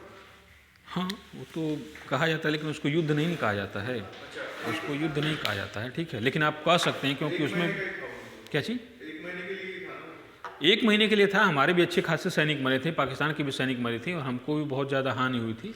लेकिन उसको छद्म युद्ध के रूप में कहा जाता है कि वो एक सीमित क्षेत्र में था। ठीक है, उससे वो सिर्फ यही कारगिल वाला क्षेत्र प्रभावित था, बाकी जगह नहीं था। ठीक है, तो उसके लिए है, आप कह सकते हैं कि चौथा युद्ध भी था, लेकिन एक तरह से जो मानते हैं इस युद्ध का मतलब ये जो रण आप बोल रहे हो, तो ये पूरा का पूरा उतना एरिया जो है पूरा पूरा कच्छ का रण है। हाँ, बता रहे हैं आपको, ये कच्छ का रण है। इस पे भी पाकिस्तान दावा करता था, कहता था ये कच्छ का रण है, वो मेरा है। और इसके लिए भी एक जो कहा जाता है कि एक इंटरनेशनल ट्रीटी है जिसमें ये है कि कोई क्षेत्र अगर दलदली है या जल वाला क्षेत्र है तो वो उस पर दोनों देशों का अधिकार होगा। ठीक है, तो पाकिस्तान कहता है कि ये जल क्षेत्र है तो इस पर हमारा भी अधिकार होगा, लेकिन भारत कहता है कि ये स्थलीय क्षेत्र है इसलिए इस पर आपका अधिकार नहीं है। लेकिन कच्छ के रण पर वो दावा करता है पाकिस्तान। तो दूसरा सीमा विवाद ये है। तीसरा सीमा विवाद है कि यहाँ पर 2 छोटे छोटे क्रीक हैं, जिसमें सर क्रीक और कोरी क्रीक। क्रीक का मतलब होता है वह सागरी भाग जो पतला हो और छिछला हो और स्थल में अंदर तक प्रवाहित होता हो।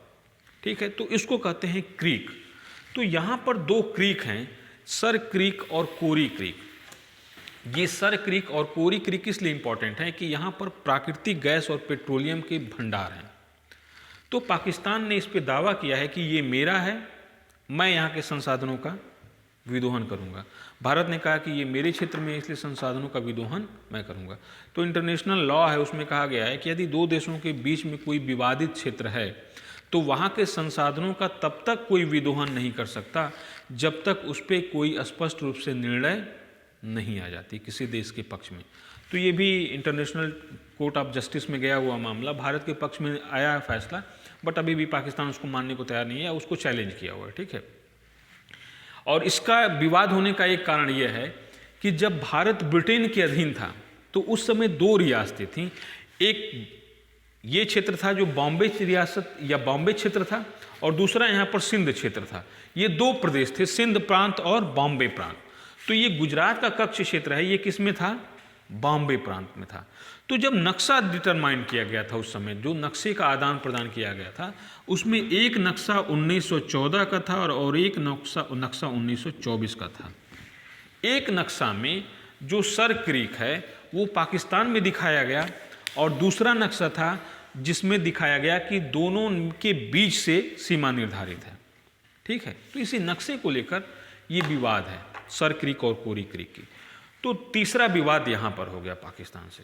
ठीक है, जो तीसरी लड़ाई थी हमारी 1971 की, उसमें ये था कि पूर्वी पाकिस्तान और पश्चिमी पाकिस्तान 2 भाग में था। तो यहाँ की जो राजनीति थी उसमें पश्चिमी पाकिस्तान का बोलबाला था। ठीक है, जिसमें पंजाबी और सिंधी थे। वो यहाँ के बांग्ला भाषी मुस्लिमों को अपने से कम समझते थे। ठीक है, तो यहाँ के जो नेता थे, जो आज शेख हसीना वहाँ की प्रधानमंत्री राष्ट्रपति हैं, उनके पिता थे उस समय शेख मुजीबुर रहमान, वो यहाँ के नेता थे।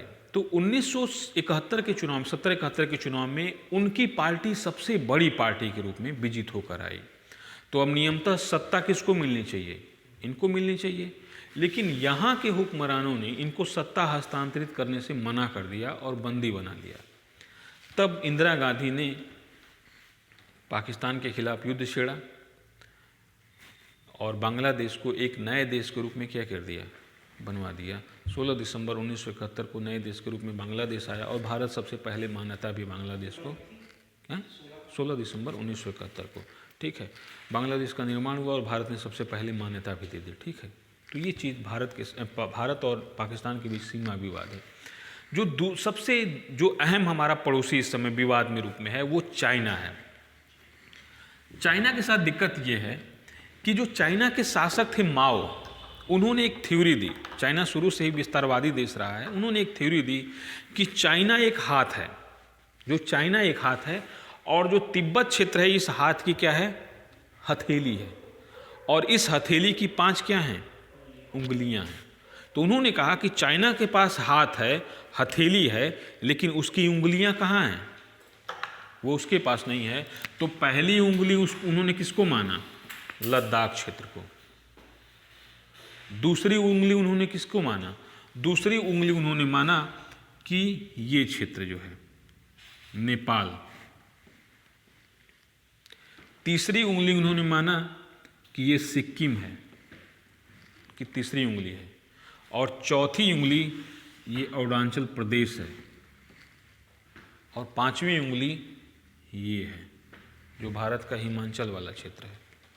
तो उन्होंने कहा कि ये 5 उंगलियां हैं और हाथ तभी कंप्लीट होगा जब उसकी उंगलियां क्या हों, उसके साथ हों। तो चाइना कहता है कि जो भारत का लद्दाख है, हिमाचल प्रदेश या उत्तराखंड के कुछ क्षेत्र हैं, और अरुणाचल और सिक्किम, ये तिब्बत के भाग हैं, और अंग्रेजों ने क्या किया कि ज़बरदस्ती इसको अपने नियंत्रण में ले लिया। तो अब अंग्रेज चले गए हैं, तो भारत इसको क्या कर दे, नियमतः वापस कर दे इसको। नहीं, भारत में ही थे, लेकिन ये चीन का दावा है, चीन का दावा है कि ये तिब्बत का हिस्सा है लद्दाख, ये भी हिमाचल और उत्तराखंड के कुछ भाग तिब्बत के हिस्से हैं, कुछ में खासकर हिमाचल का भाग। नेपाल को भी वो मानता है, सिक्किम को मानता है, और अरुणाचल प्रदेश को मानता है, ठीक है। यहाँ पर एक देश है भूटान, इसको भी कहता है कि वो इसी उंगली का ही भाग है, भूटान भी, ठीक है।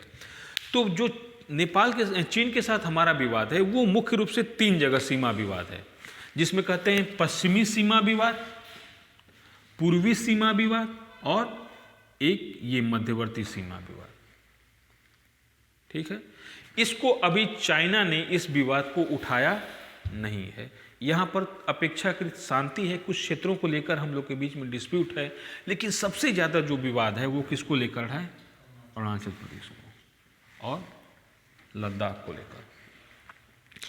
चाइना ने शुरू में क्या किया कि लद्दाख पे कब्जा, तिब्बत पे कब्जा कर लिया, तो भारत ने कहीं न कहीं धीरे धीरे उसको मान्यता दे दिया। सिक्किम जो था, भारत ने इसको अपने एक राज्य के रूप में, संयुक्त राज्य के रूप में मिलाया, फिर इसको एक पूर्ण राज्य का दर्जा दे दिया। तो चीन इसका विरोध करता था, लेकिन चीन ने भी धीरे धीरे 2006 तक आते आते सिक्किम को भारत का हिस्सा मान लिया। लेकिन 2 जगह सिक्किम, चाइना भारत को लेकर बहुत ज़्यादा उग्र था, पहले लद्दाख और दूसरा अरुणाचल प्रदेश। कहता है कि ये दोनों क्षेत्र तिब्बत के नियंत्रण में होने चाहिए, और तिब्बत का अधिग्रहण तभी कंप्लीट हो पाएगा जब ये दोनों क्षेत्र कहाँ हो जाएं, चाइना में हो जाएं। तो उसी को लेकर 1962 में युद्ध भी हुआ, ठीक है। चाइना ने उस समय यहाँ पे भी कब्जा कर लिया था, यहाँ पे भी कब्जा किया। जब शांत युद्ध विराम की घोषणा किया तो यहाँ से तो वो पीछे हट गया, लेकिन इस एरिया से पीछे, हाँ, आसाम तक आ गया था, आसाम तक अधिकार कर लिया था उसने, यहाँ से वो पीछे हट गया, लेकिन यहाँ से पीछे नहीं हटा वो। तो आज भी ये क्षेत्र उसके नियंत्रण में है, ठीक है। सिक्किम भारत का राज्य उसने मान लिया है, विवाद होता रहता है। अभी एक ये लड़ाई कब हुई थी? 1962 में। अच्छा, 62 की लड़ाई में अरुणाचल प्रदेश, तिब्बत, और ये लड़ाई तिब्बत भी गया 62 के युद्ध में। हाँ, 62 के युद्ध में यहाँ भी युद्ध हुआ था और यहाँ भी युद्ध हुआ था, ठीक है। तिब्बत उसके पहले से उसके पास है या फिर 62 के युद्ध में? 1950। तिब्बत का अधिग्रहण उसने 1900 पहले कई चरणों में किया है तिब्बत का अधिग्रहण। जैसे एक बैग तिब्बत के सभी भागों को उसने नहीं मिलाया है, लेकिन कहा जाता है कि 1949 में लगभग तिब्बत को उसने निगल लिया था या अधिग्रहण कर लिया था। तिब्बत के ऊपर ऐसा नहीं कि आज हमला करके सब कुछ एक साथ ले लिया, उसने चरणबद्ध तरीके से तिब्बत पर हमला किया और उसका अधिग्रहण किया, समझ रहे हैं। तो ये चीज़ है। 1962 में सब चीज़ें हो गई, इतने कब्जा हो गए। अभी नया विवाद शुरू हुआ था, अभी 2 साल पहले यहाँ पर देखा होगा आपने, डोकलाम विवाद, नाम सुना होगा। 2 साल पहले बहुत ज़्यादा चर्चा में था डोकलाम विवाद। ये एक्चुअली में है क्या कि यहाँ पर भूटान देश है और यहाँ पर सिक्किम है, ये बीच का क्षेत्र है, इसको कहते हैं चुंबी घाटी, चुंबी घाटी कहते हैं। यहाँ पर एक क्षेत्र है, यहाँ पर भूटान के साथ चीन ने अपनी सीमा का निर्धारण नहीं किया है। चीन के 14 पड़ोसी देश हैं, जिसमें से 12 पड़ोसी देशों के साथ उसने अपने सीमा विवाद का समाधान लगभग कर लिया है, लेकिन 2 पड़ोसी देशों के साथ उसने सीमा विवाद का समाधान नहीं किया है, एक भारत और दूसरा भूटान। इन दोनों के साथ उसने सीमा विवाद का निर्धारण अभी नहीं किया है, समाधान नहीं किया। उसमें कारण यह है कि वो भूटान के ऊपर दबाव बनाने के लिए भूटान के साथ सीमा विवाद का समाधान नहीं करता है। तो जो पश्चिमी भाग है इसका भूटान का, इसी पे उसने क्या किया कि इसी पे अनाधिकृत रूप से सैन्य बेस बनाना शुरू किया। भूटान के साथ एक शांति और मैत्री समझौता भारत ने किया है, जिसमें भारत समझौते में ये उल्लेख किया गया है कि यदि भूटान के ऊपर किसी प्रकार का सामरिक हमला होगा या किसी प्रकार की समस्या आएगी तो उस समस्या को भारत अपने ऊपर हमला मानेगा और भूटान की रक्षा करेगा। तो इसीलिए डोकलाम विवाद डायरेक्टली भारत के साथ नहीं है, लेकिन भारत इस हिसाब से कि भूटान के साथ उसका मैत्री एवं शांति समझौता है।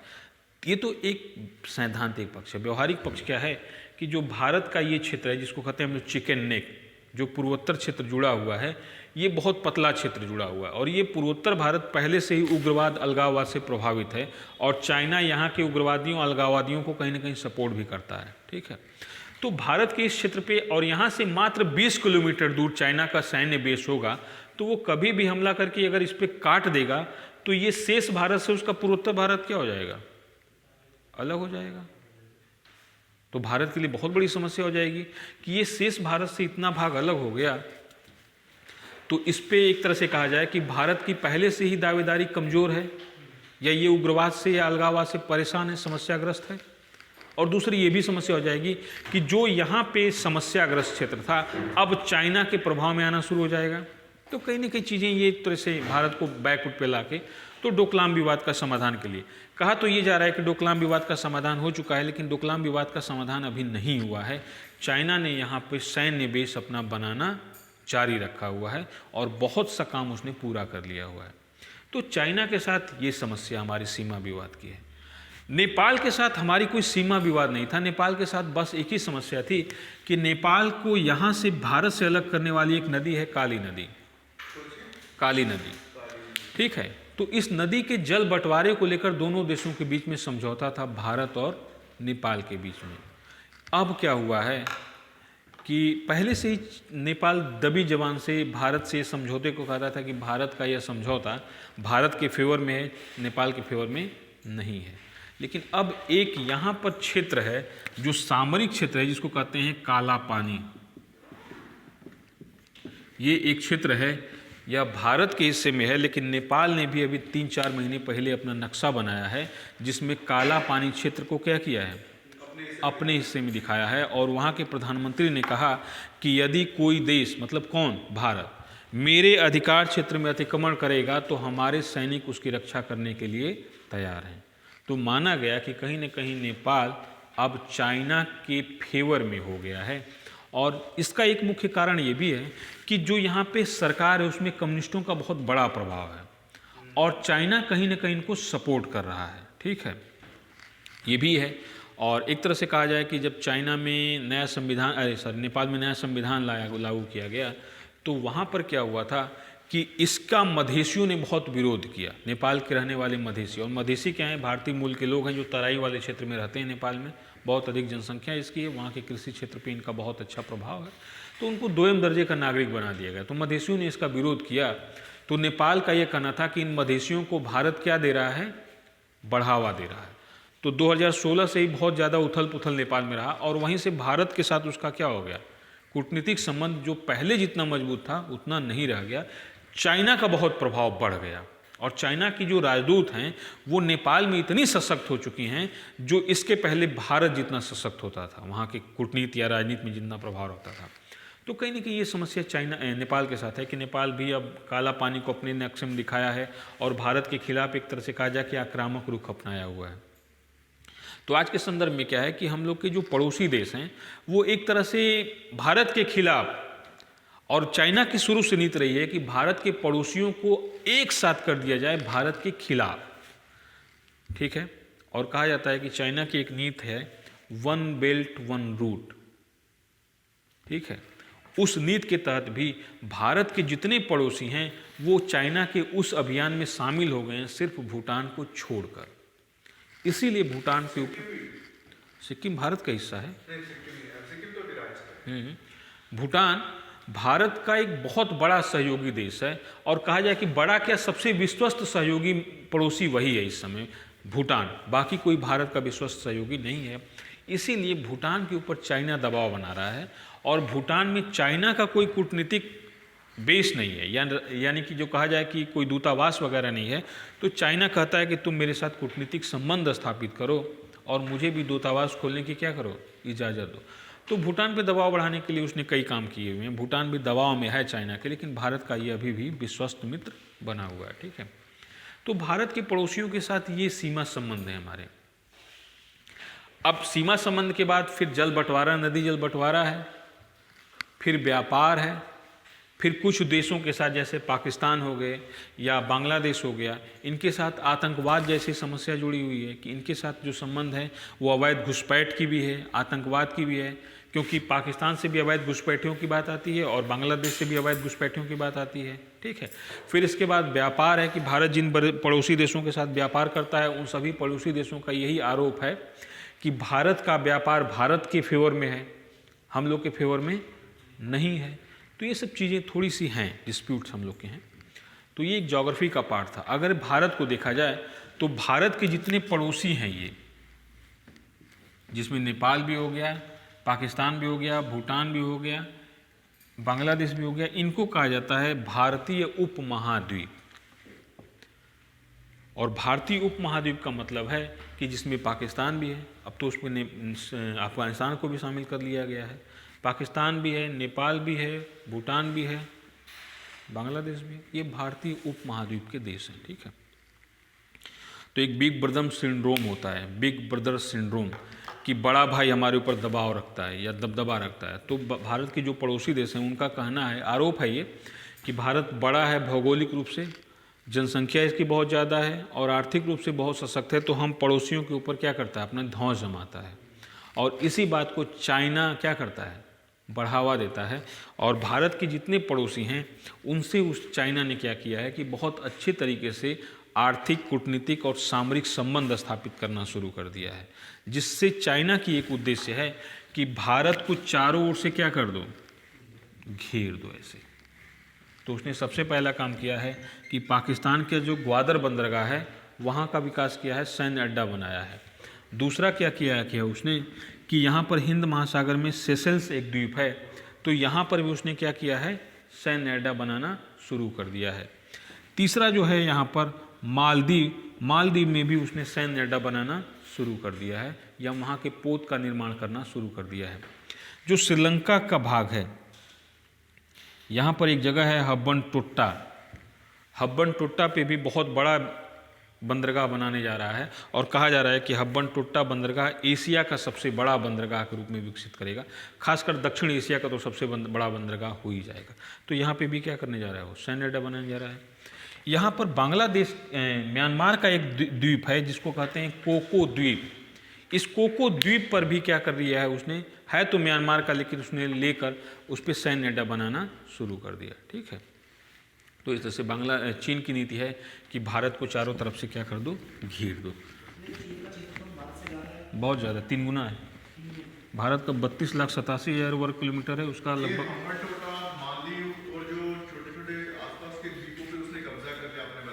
कब्जा नहीं किया है, वहाँ के देशों से समझौता किया है, समझौता करके उसने वहाँ पे अपना सैन्य और अपना व्यापार वाणिज्य वहाँ पे स्थापित करने की कोशिश की। और उनके साथ मिलकर अपना माल को इधर उधर बेचने के लिए लेकिन इसका इस्तेमाल वो कभी ना कभी भारत के साथ युद्ध होने के बाद उस पे अटैक करने के लिए भी करेगा। बिल्कुल कर देगा। सैन्य अड्डा बनाने का मतलब क्या होता है कि वहाँ पे उसकी सेना रहेगी, और सेना क्या करेगी, हमला करने के लिए तो होती है। सेना को रखने का मतलब है कि एक तो पहले होगा कि सैन्य अड्डा बनाएगा तो भारत की गतिविधियों पे नज़र रखेगा, वो देखेगा कि भारत की क्या क्या गतिविधियाँ हैं, ठीक है।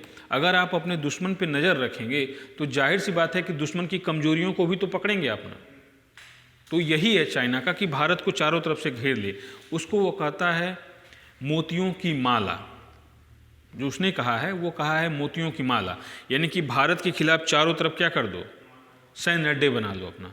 तो भारत ने भी इसके खिलाफ अभियान चलाया है, खुले रूप से भारत नहीं कहता है, लेकिन भारत का भी है हीरों की माला, जिसमें वो भारत चाइना के पड़ोसियों के साथ सामरिक संबंध स्थापित कर रहा है, जिसमें वियतनाम हो गया, फिलीपींस हो गया, सब देशों से, मंगोलिया हो गया, इनसे भी संबंध स्थापित कर रहा है।